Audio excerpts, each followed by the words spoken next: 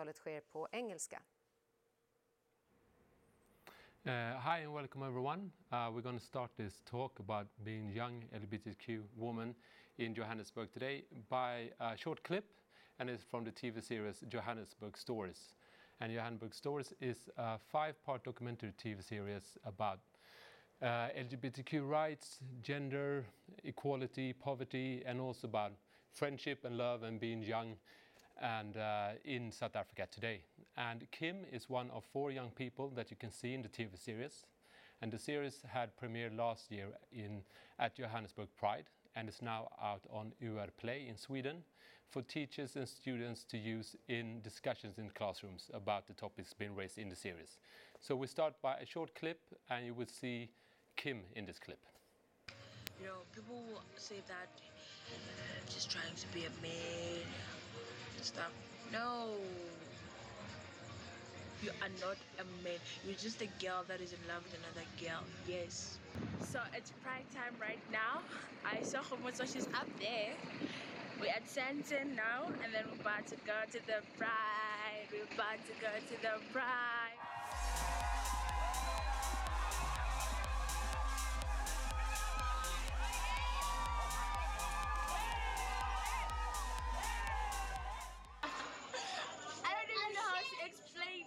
This is awesome. This is lit.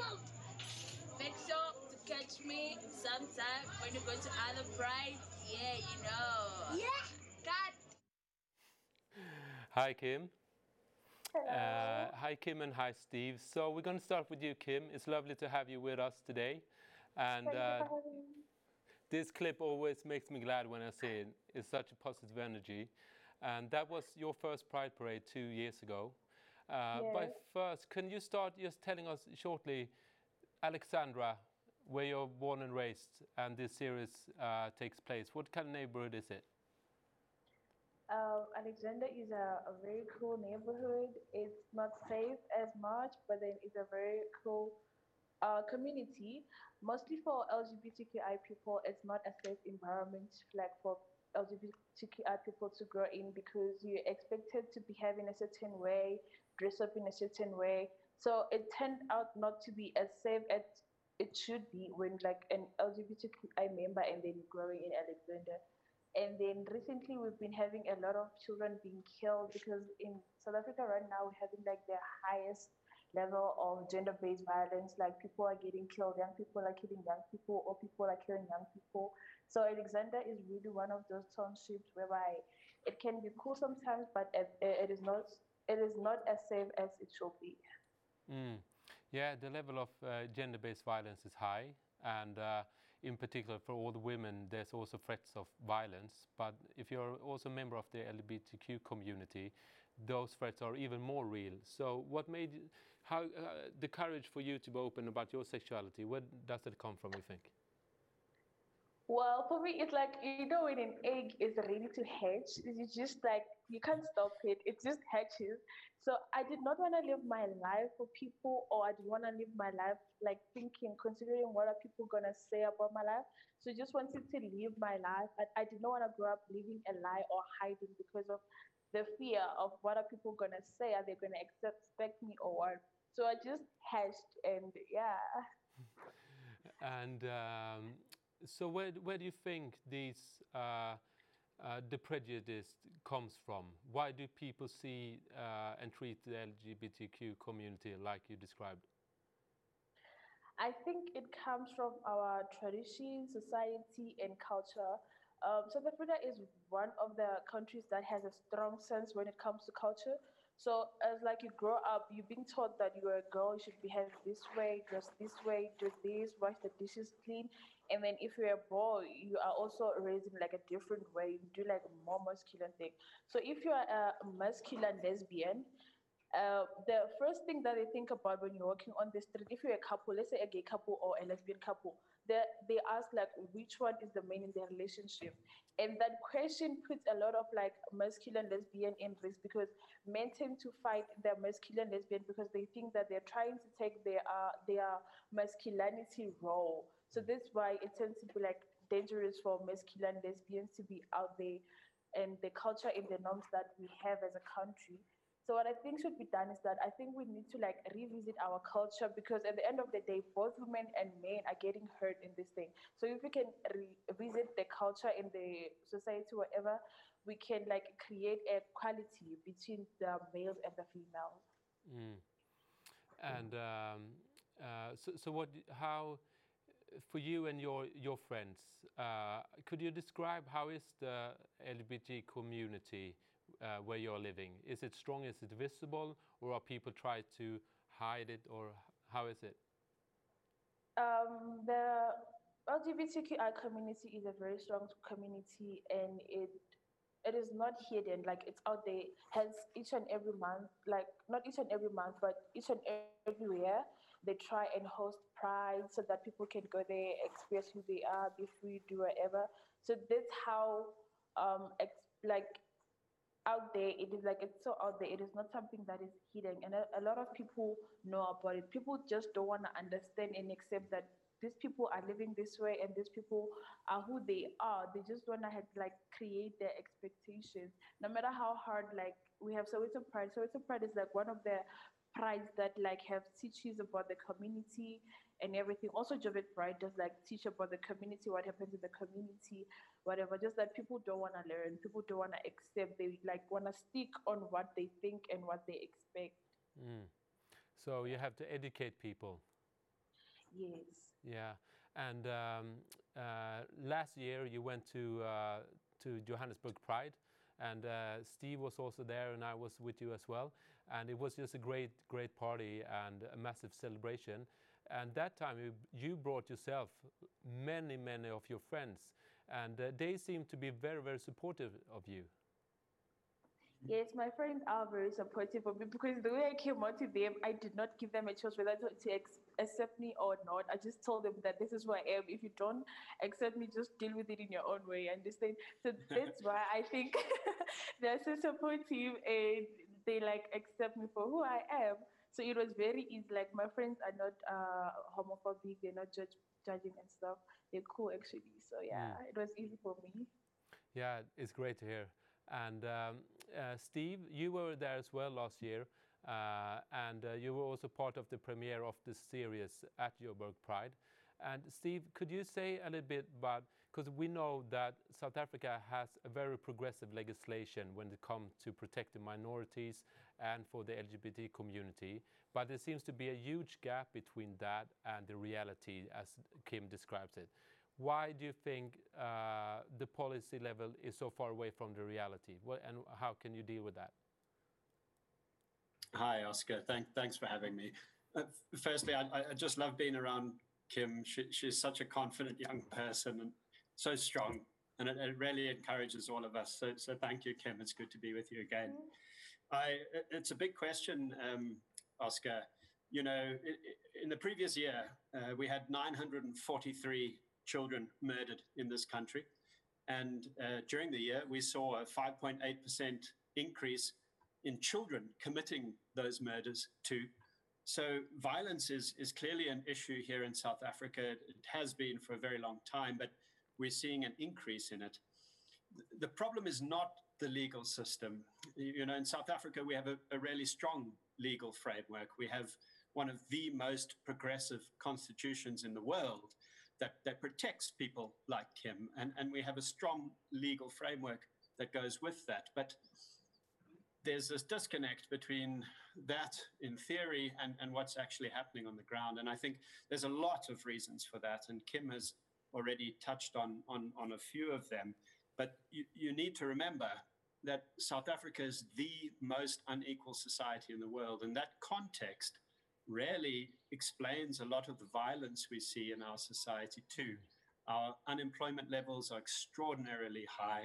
There's very limited hope for people living in certain parts of our society, because who you are, the color of your skin, where you are born is a big predictor of what's going to happen to you later in life.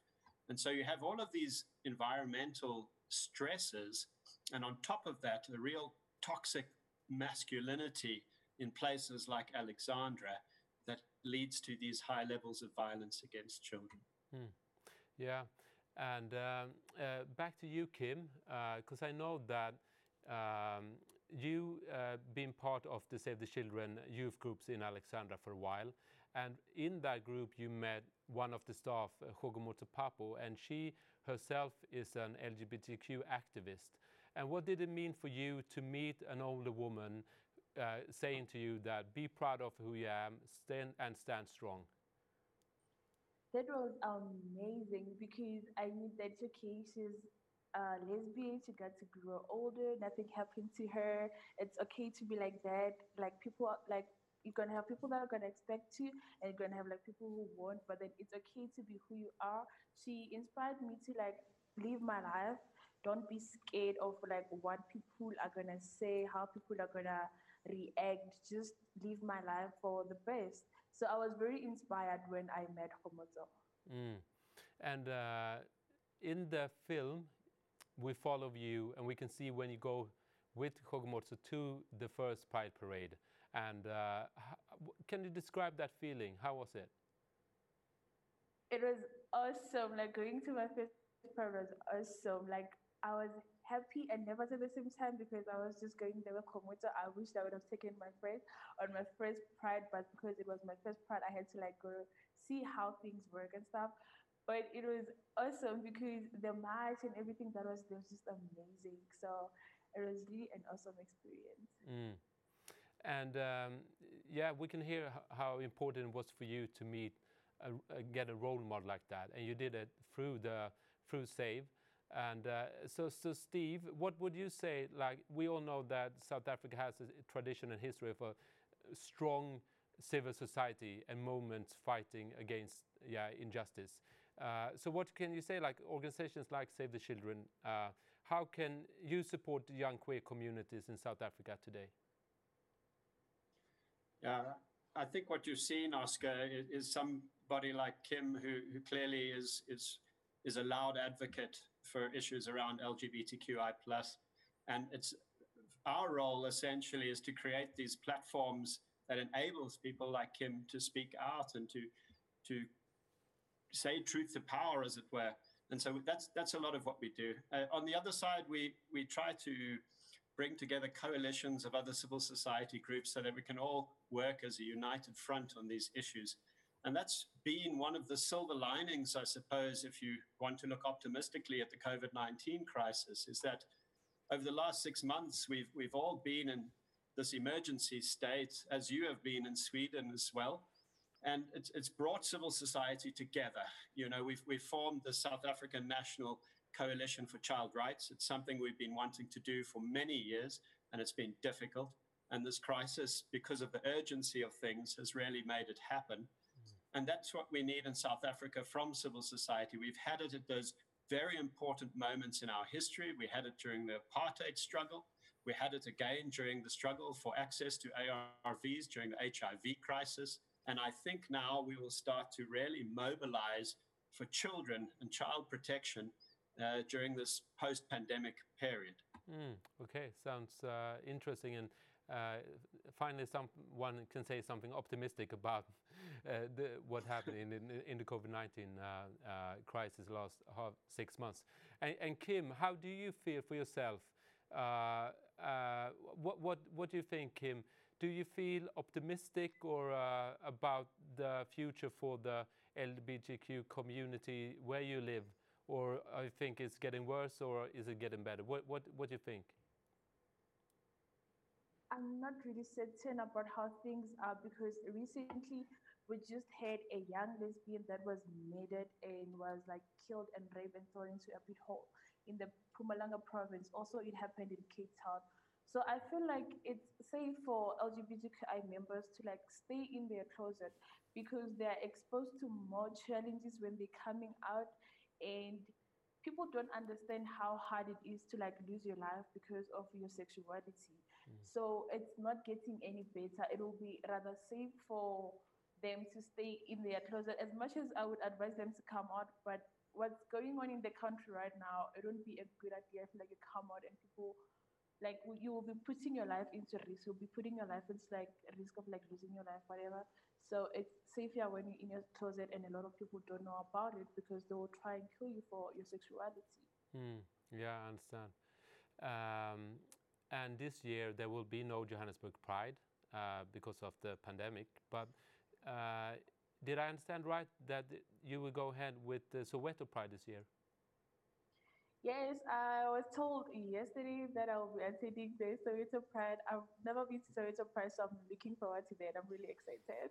Yeah, sure, I understand. And we are running out of time now, and but we have a few minutes left. And so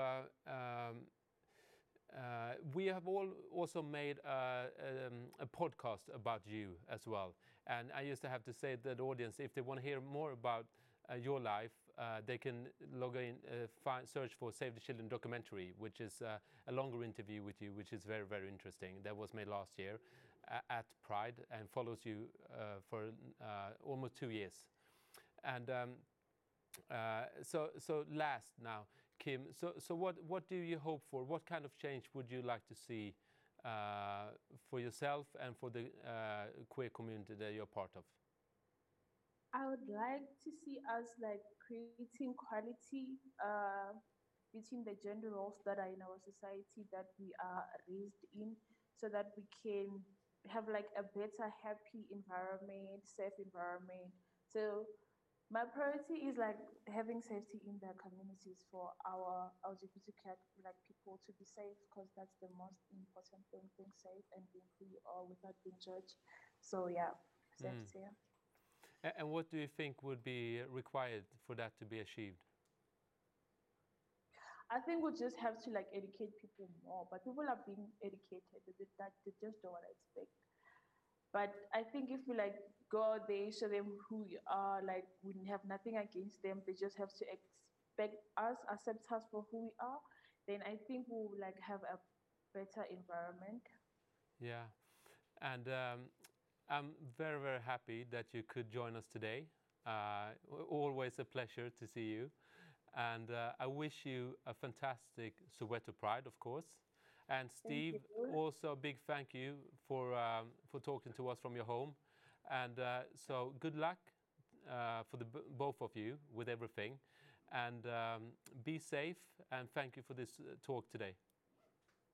Thank you. Thank you, Oskar. We really appreciated the time. Thank you. All right. Thank you very much.